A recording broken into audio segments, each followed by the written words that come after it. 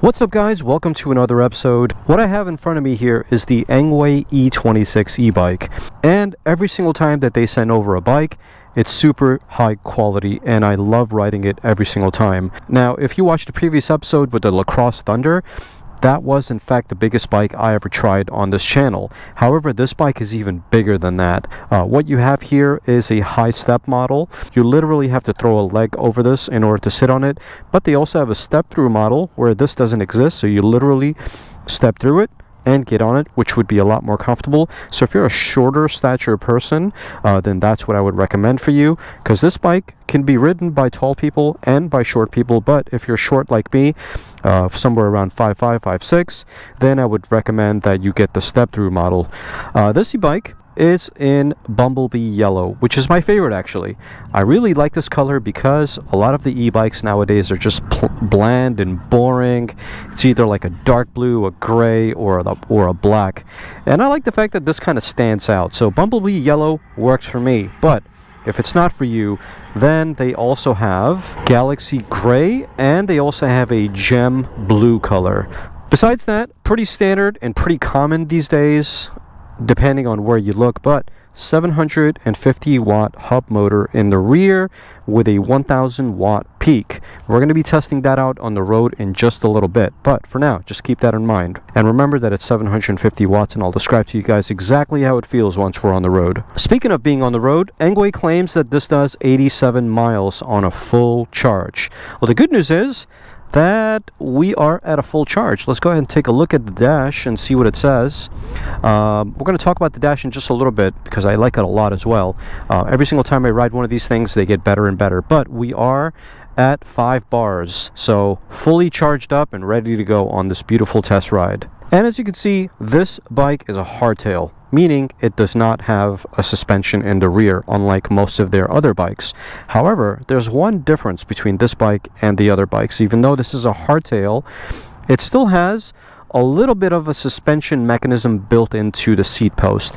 I don't know if I would call that a suspension. I would just call that a spring, I guess, because as you're riding on it, if there are harsh bumps, you can feel it, but the seat will take most of the bumps for you. So this way, you're not really feeling tired at the end of your ride. So hardtail with a seat post suspension, if you want to call it that. Otherwise, like traditional e-bikes, you get front fork suspension, and the front fork suspension can be either locked up or left on, and then there's also adjustment towards the left side as well, if you want to play around with that. But I kept mine open and in standard fashion. This e-bike does 28 miles per hour. However, if you're using pure power, meaning that you're twisting the throttle to go, let me go ahead and turn it off before I twist the throttle. I did that before and this thing flew away from me.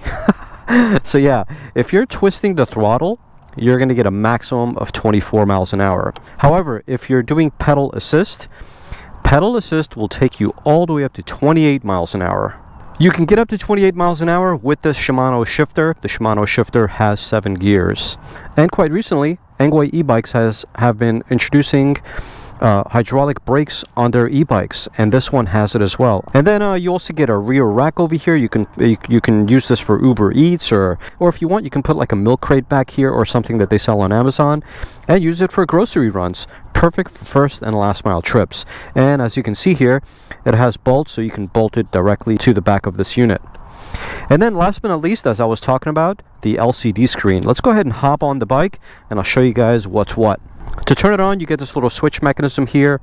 The bottom button, all the way towards the bottom, turns the unit on and off. And then you also have 2 buttons here. This one is for the lights. The lights will turn on and off, and as you can see here, if I turn on the light, then this will dim. I unfortunately don't like that. I wish this stayed as is and it didn't dim out. I wish there was an option somewhere where I can stop the dimming, because whenever I'm riding during the day, I like to have the lights on, kind of like daytime running lights, but I want to actually see this as well, and that's one downside of this e-bike. Besides that, the plus and the minus are for pedal assists. As I mentioned before, the throttle as well as the PAS that you have it on really don't matter. If you switch it to PAS 0 and use your throttle, nothing happens. However, if you put it in PAS 1, which is pedal assist 1, and then give it full throttle, wide open, it'll take you all the way to 24 miles an hour, which is top speed. So now it got up to 24 miles an hour, and it's hovering around there, and it's not going any further. But now, what I'm going to do is I'm going to start pedaling without using my throttle. And let's see how fast I'm going to be able to take it. And at the same time, I'm going to go down on a few gears. So as you can see here, 8 miles an hour in PAS1. Let me go ahead and put it in PAS2. Now I'm in PAS2. I got a surge of torque taking me all the way up to 11 miles an hour. PAS3, another surge of torque, this time a whole lot. And I think I need to go up gears. Now I'm 18 miles an hour. PAS4, 20. Now I need way more gears. We're going to go all the way up to 7th. 25.6 miles per hour. And we're going to put it up to 5th gear. 5th gear, or PAS5, I'm doing 30 miles an hour. 30.9. So let's just call it 31 miles per hour. So what does that prove? What point does that prove? Well, I guess it proves that if you're using pedal assist, meaning that you're pedaling, not using just the throttle by itself, then you can go all the way up to, close to, I would say, 31 miles an hour, which is pretty damn quick for an e-bike. Speaking of pedal assist, let's go ahead and test it out to see how responsive pedal assist is.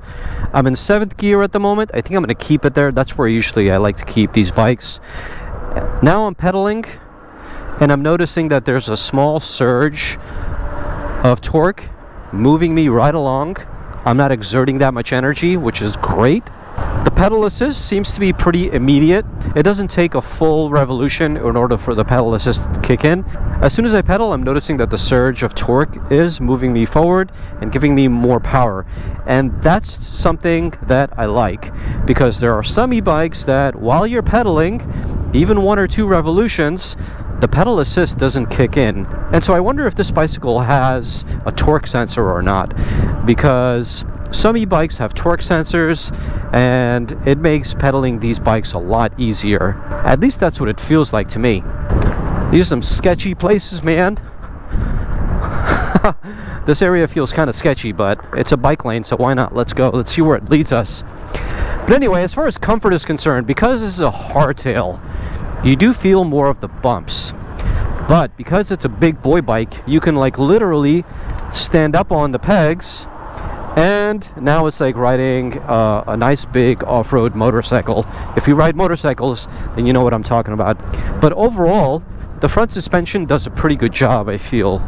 Speaking of front suspension, let's go ahead and see what this thing can do. I'm pushing down on the front right now, and the reload I think is pretty quick, and I probably need to slow that down a little bit. I wonder if you can change the reload. Let me see if I can twist this a little bit. All right, so okay, that could possibly be a little bit better. All right, let's take this thing on some off-road trails. Well, this isn't exactly a trail, but this is off-road, kinda. I did some serious off-road with my with motorcycles when I was in Las Vegas like 2 weeks ago. I wouldn't consider this that, but still, with these beefy 4-inch, 26-inch tires, I think it can take on pretty much any kind of terrain. Now let's see if we can go over here and see how much torque this thing has off the line. Woohoo! Nice. Yeah. Nice skid. Yeah, I wouldn't take this bike off-road. It's not exactly an off-road bike, but for regular trails, like kind of like what I'm doing right now, I think it's pretty sufficient. But if you want to do anything challenging, definitely get a bike that has a 1500 watt motor and a much bigger battery, because you'll need it. But I think a bike like this is meant more for as a cruiser, and for doing first and last mile trips, just getting places and doing stuff. All right, so you see what's in front of me here. This right here is a gigantic hill. Let's go ahead and test it out. As you can see here, I'm using pure power, and my legs are steady. I'm not moving them. It's too bad there's a red light here, or else I would love to carry that momentum all the way up there, but it's all right. All right, off we go. I'm going to initially use my pedal assist to pedal myself and give myself a little bit of leeway. Now we're doing 16 miles an hour. I have my feet on the pegs, but I'm not doing anything with them. I'm using pure power and pedal assist number 5. Not that it matters, but as you can see here, 13 miles an hour, 12.6 miles an hour. It's staying at 12.5, 12.6. It's hovering somewhere around there. And my battery meter is now at 4 bars, and before it was 5 bars. So 12.6, 12.8, it's hovering around there. The other e-bike, the Lacrosse, I believe did about 16, 17 miles an hour. That was very impressive. But this one is at 13 miles an hour, 13.1. I think that's still pretty impressive, guys. 13.4, 13.5, 13.6, 13.7. Ah, now it's back down to 13.1. It's getting slower now. 12.8, 12.6, 12.5, 12.4, 2, 1.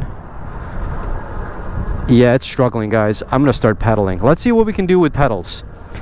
13.5, 13.6, 14, 14.5, 14, 15, 15.1.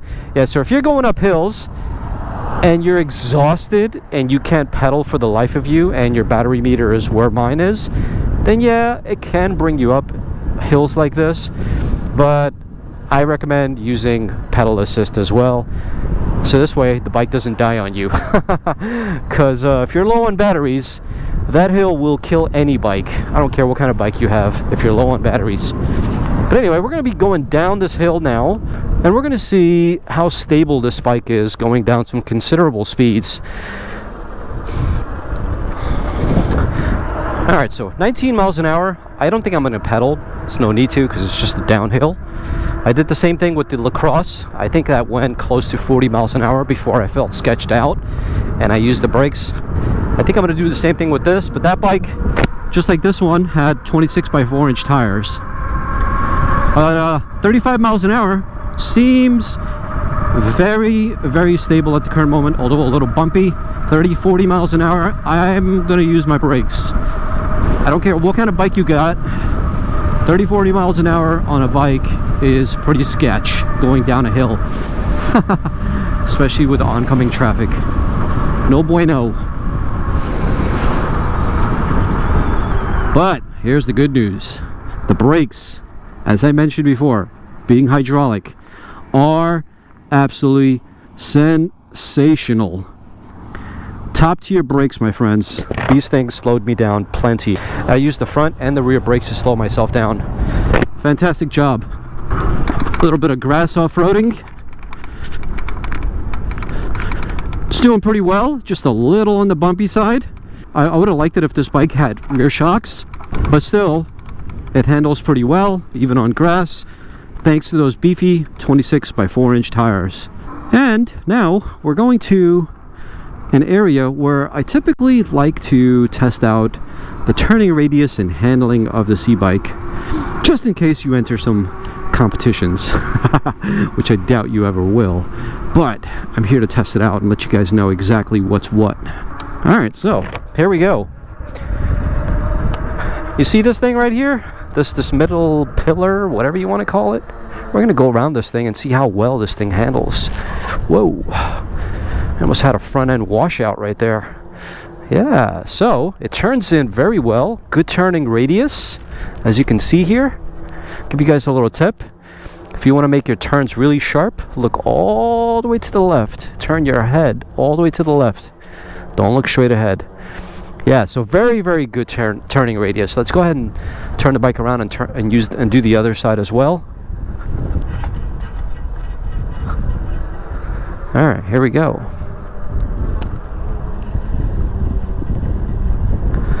Wow, I am impressed. Turning radius is fantastic on this bike. There you go, folks. If you want to enter a competition with your bicycle, now you can. It's got great turning radius and it turns very, very well. and handles superbly. Let's go ahead and sum everything up. Tell you guys what I like about this bike. Actually, no, I'll tell you guys what I don't like about this bike. Okay, I don't like the fact that this is a hardtail. I wish it had suspension, but I think to keep the price down, that's why they don't have a suspension in the rear. But this right here does help out, so that's a plus. Okay, so it gets a plus and a minus, so I guess you can call that a neutral, whatever. Let's see what else I can find that I don't like. Oh yeah, so another thing that I don't like is the fact that this has a manual bell.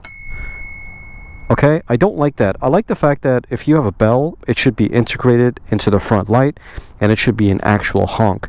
On a bike that costs $1,000, I don't want these little things. This is kind of childish, and I don't like it. So those are two things I don't like about the bike. Now let's talk about all the great things I do like about the bike. Number one, this is a UL certified battery that you can remove, take inside while you leave the bike in the garage. Definitely a plus. Number two, I love the fact that this has hydraulic brakes. These brakes work phenomenal, amazing. The lights are also great. I've used them at night. They work really, really well. Overall, this bike, for someone like myself, is probably not the right bike because I'm only 5'6". This bike is perfect for anyone who's probably 5'10" or over. This is the throw your leg over the bike version, just like I just did right now. But they also have the step-through model, so I would probably buy the step-through model. If you're like me, then that's the model I would recommend for you. But overall, amazing readout on the dash. I've done a total of 10.4 miles on the C-Bike. And I like it a lot. I think it's a fantastic e-bike. You get a lot of e-bike for your money. It's only $1,099 on ENGWE's website, and I believe they offer free shipping as well. And if you're interested in this e-bike, there's a link down below with a coupon code that you can save a couple of bucks. I don't know how much it is exactly, but you'll see it down in the description below. And I will see you guys on the next episode. Peace.